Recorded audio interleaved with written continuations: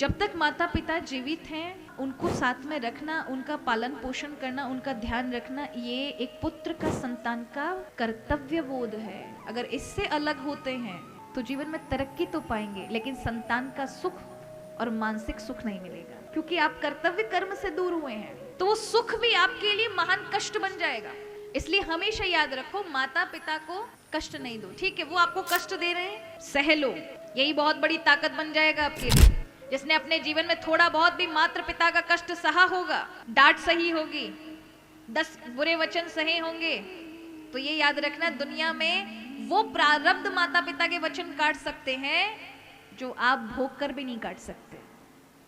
कई बार भगवान किसी भक्त के जीवन में इतने बुरे बुरे वचन, अपशब्द बुलवाते हैं, विशेषता में परिवार के माध्यम से मिलेंगे।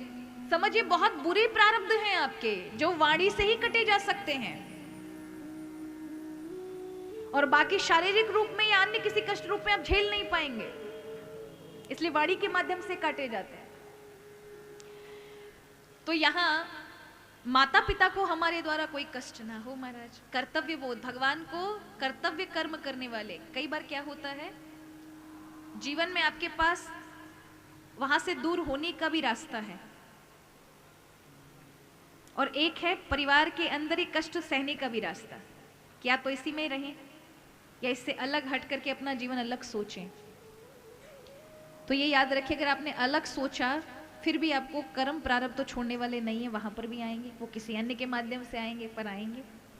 वहां भी आप नहीं बच सकते। आप सोचे कि हम सुखी रह पाएंगे अलग होकर के, वहां भी किसी न किसी अलग अलग रूपों में कष्टों का निमंत्रण आता ही रहेगा। आप नहीं रह सकते, क्योंकि कष्टों का ही संसार है। लेकिन अगर कर्तव्य इस प्रकार के हैं कि आपके जाने से कोई घर या कोई व्यवस्था खराब हो रही है और आपको अहंकार है अपना कि आप ही इस व्यवस्था को चलाते हैं, और आप वहां से हटते हैं, जो कि आपका कर्तव्य है, करना ही आपके बिना नहीं हो सकता, तो यहां आप अधर्म कर रहे हैं। उस जगह पर अपना निजी स्वार्थ देखने वाला व्यक्ति का साथ कभी हरि नहीं दे सकते, और धर्म कभी नहीं खड़ा होगा उसके साथ। अपने प्रारब्ध के अनुसार सुख सौभाग्य तो पा सकता है, लेकिन जब उसका प्रारब्ध किसी कारणवश आ गया ऐसा कि जहां धन की, जहां भगवान की, जहां कृपा की आवश्यकता पड़ी, वहां उस व्यक्ति को कुछ नहीं मिलेगा, क्योंकि उसके जीवन में जब कर्तव्य कर्म की बात थी तब उसने धर्म का पालन नहीं किया है। इसलिए भगवान किसके साथ खड़े होते हैं? धर्म के साथ, कर्तव्य के साथ। भगवान पांडवों के साथ खड़े हैं तो किस लिए खड़े हैं? क्या पांडवों के जीवन में गलती नहीं थी? इतनी बड़ी बड़ी गलती की, लेकिन उन्होंने स्वीकार करके अपने आप को संभाला, और जो कर्तव्य कर्म थे वो किया। लेकिन फिर भी उनके साथ अनैतिकता हुई तो भगवान ने उनका साथ दिया। आज पांडवों को आप सभी जानते हैं, अरे ऐसे असंख्य भक्त हुए। तो भगवान किसके साथ खड़े हैं? जो धर्म के साथ खड़ा है, जो कर्तव्य के साथ खड़ा है, कि मेरा कर्तव्य क्या है, मेरा कर्तव्य अभी ये है तो मुझे यही करना है, परिणाम क्या होगा इसका भगवान जाने, प्रभु पे छोड़िए। जिसने अपने फल, सारी चीजें भगवान को सौंपी, उसके जीवन में कभी निराशा नहीं आ सकती महाराज, निराशा नहीं आ सकती। इसलिए हमेशा अपने कर्म पर विश्वास रखिएगा, मेहनत से खूब परिश्रम करिए, आलसी मत बैठिएगा, और फल भगवान पे छोड़ो। तो आपने कभी उम्मीद भी नहीं की होगी ना, ऐसे परिणाम भगवान प्रदान कर देते हैं। किंतु आप अपने कर्तव्य पे, धर्म पे आरूढ़ रहिएगा। शिव महापुराण के अंतर्गत मैंने पूर्व में भी आपको सुनाया है, पता नहीं ये बात सुनाई कि नहीं सुनाई। शिव महापुराण के अंदर धर्मात्मा व्यक्ति का वर्णन किया है। धर्मात्मा कौन, कैसे जाने? भैया आपके पास गांधी जी के नोट होते हैं, बैंक बैलेंस होता है तो पता होता है भैया इतने अरबपति हैं हम या इतने करोड़पति हैं हम, पता रहता है ना आपको। इतनी जमीन है यहाँ, इतना ये है, इतना बैंक बैलेंस है, इतना ये है, इतना इतना इतने लोगों को दे रखा है, सब पता रहता है सबको। कितना अरबपति हैं, करोड़पति हैं, लखपति हैं, हजारपति हैं, कि कोई भी पति नहीं है, सबको पता होता है। लेकिन धर्म आपके जीवन में है, आप धार्मिक हैं, इसका कैसे पता चलेगा? ये भी तो पता चलना चाहिए ना। हम रात दिन भक्ति कर रहे हैं, हमारे जीवन में धर्म का ठीक ठीक पालन हो रहा है, तो ये आपके जीवन में घटेगा। और उसमें कहा कि वो है कि धर्म हमेशा आपके धन पर दिखाई पड़ेगा, धर्म हमेशा आपके शरीर पर दिखाई पड़ेगा, धर्म हमेशा आपके प्रियजनों के जीवन पर दिखाई पड़ेगा। ये 3 जगहों पर धर्म धार्मिक व्यक्ति है उसके जीवन में दिखाई पड़ेगा। धार्मिक व्यक्ति को भयानक रोग नहीं हो सकते, चलते फिरते चटकन मटकन ये सब हो जाए, थोड़े लग जाए, थोड़े नीचे गिर जाओ, कभी कोई चोट आ जाए, जुकाम खांसी, इसको बीमारी नहीं कहते, भयानक बीमारी नहीं हो सकती। जो उसके अंग है, मतलब धर्म पत्नी, बच्चे, इनको कष्ट नहीं हो सकता, भयानक बीमारियां नहीं आ सकती अगर वो धार्मिक है, धर्मात्मा है। दूसरा, धन में कभी समस्या नहीं आ सकती। कई बार उतार चढ़ाव आ सकता है लेकिन जीवन खराब नहीं हो सकता।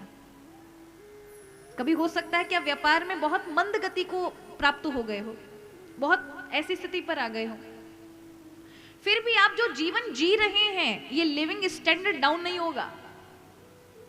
जिस प्रकार का आप जीवन जी रहे हैं उससे नीचे नहीं आओगे, सम रहोगे।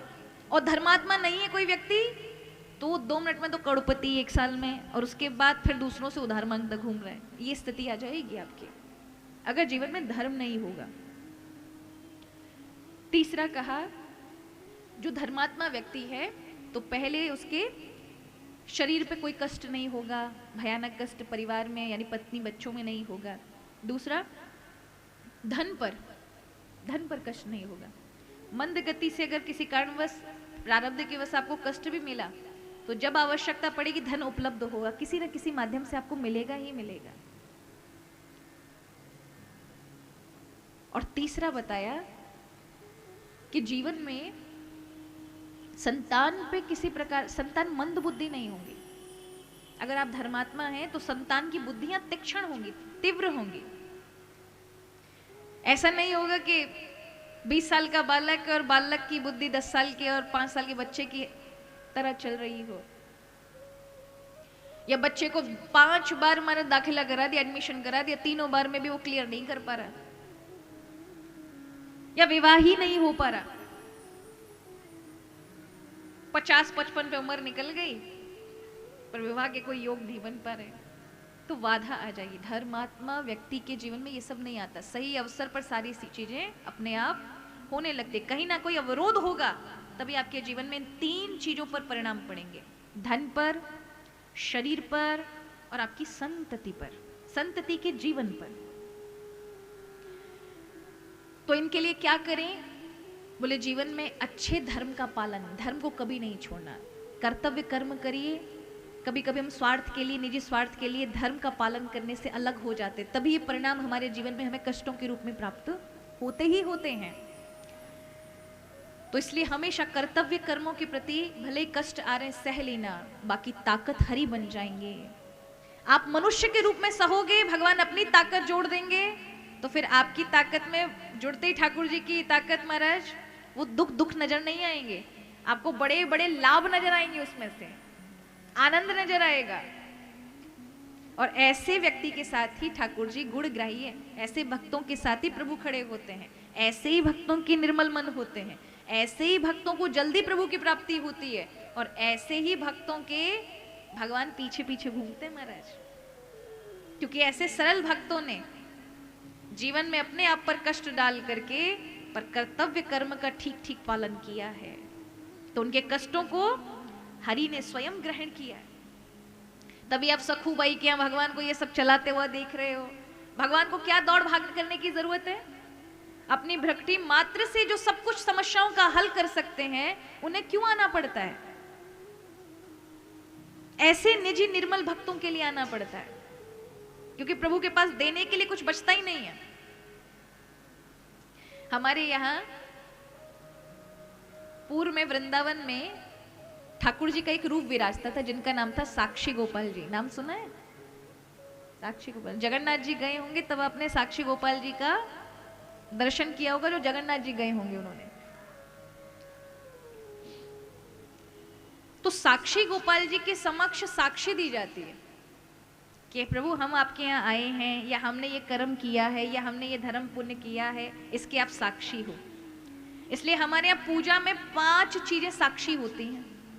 जब भी भजन माला इत्यादि करने बैठो, कोई व्रत की कथा, कोई ना कोई स्तोत्र या हनुमान चालीसा सुंदरकांड पढ़ने बैठो, तो एक जल का कलश होना चाहिए, भर के बैठो। घी का दीपक जलाकर बैठो, घी का नहीं तो तिल के तेल का जला के बैठो, अरे वो ही नहीं तो सरसों के तेल का ही जला लो, मन पर दीपक जलाओ। अग्नि को साक्षी, जल को साक्षी हमारे यहाँ रखा जाता है, ये साक्षी है। अगर ये किसी के पास नहीं है, उपलब्ध नहीं है, तो सूर्य भगवान की साक्षी में करो, सूर्य के समक्ष बैठ के करो, वो सबके साक्षी हैं। इसलिए हमारे संकल्प में जो संकल्प पढ़ाया जाता है वो भी साक्षी ही है। जो आप संकल्प पढ़ते हो, पंडित जी कराते हैं, वो कोई ऐसे मंत्र मंत्र मत पढ़ समझ लेना, वो साक्षी हैं। एक एक समय का, एक एक सेकंड का साक्षी है संकल्प।